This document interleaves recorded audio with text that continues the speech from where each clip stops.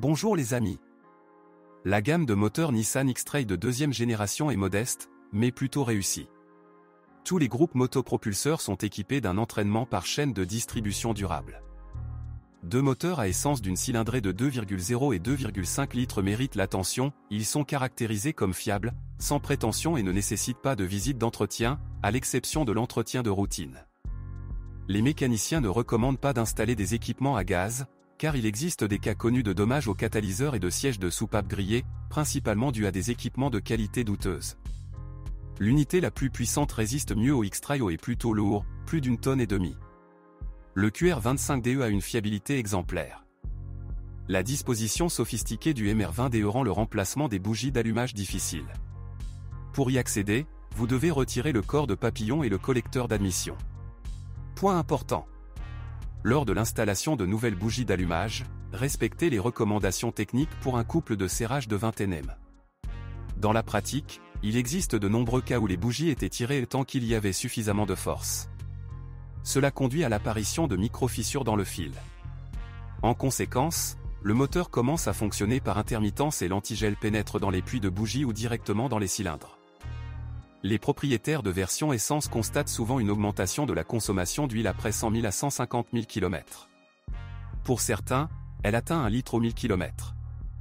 Il est possible de se débarrasser du brûleur fuel après avoir remplacé les joints de tige de soupape. Le turbodiesel développé par Renault mérite également des recommandations positives. Cependant, l'option la plus puissante est la plus préférable en raison de son élasticité, de sa dynamique et de sa consommation de carburant relativement faible. Malgré leur grande fiabilité, au fil des années, les turbodiesels nécessiteront plus d'attention et de coûts financiers que leurs homologues à essence.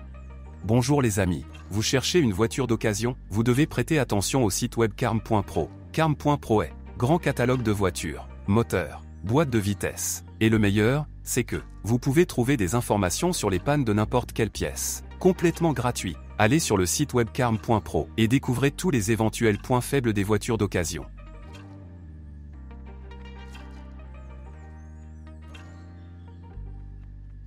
Par exemple, d'ici 150 à 200 000 km, le filtre à particules DPF et les injecteurs de carburant devront être remplacés. Le X-Trail était proposé avec une transmission manuelle à 6 vitesses, ainsi qu'avec une transmission automatique Jatco, un variateur à variation continue, uniquement dans les versions essence, et une automatique à 6 vitesses, uniquement dans les versions diesel. Le variateur JF011 peut nécessiter une réparation après 150 à 200 000 km. La liste des consommables typiques comprend la courroie, le moteur pas à pas et les roulements d'arbres. De plus, la vanne de la pompe haute pression où les solénoïdes peuvent tomber en panne, un manque d'huile se produit. Plus tard, les CVT de nouvelle génération ont commencé à être installés, JF016E depuis 2013 et JF017E depuis 2014, mais uniquement avec QR25.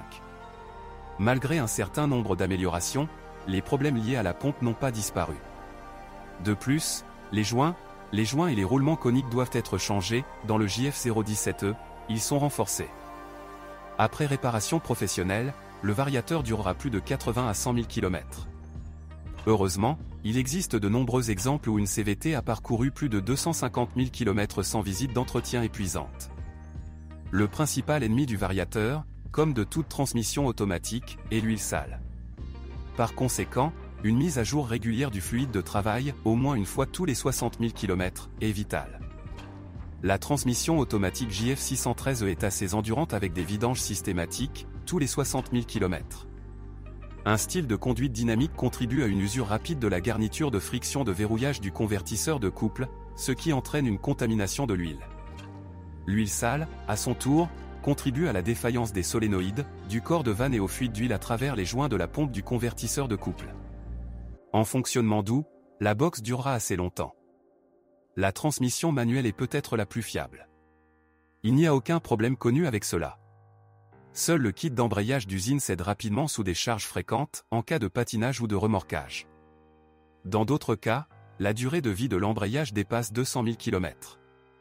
Le X-Trail, contrairement au SUV conventionnel, est prêt à rouler en toute confiance sur l'asphalte, mais n'oubliez pas qu'il ne s'agit que d'un crossover. Le conducteur sera assisté par un système facilitant le démarrage dans les montées ou descentes raides. Le système de transmission intégrale transmet le couple aux roues avant uniquement.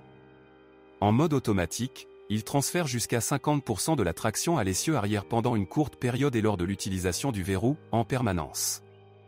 Après 100 000 km, les traverses de transmission s'usent souvent. Des secousses et des vibrations apparaissent. De plus, le roulement de l'arbre de transmission intermédiaire avant peut bourdonner.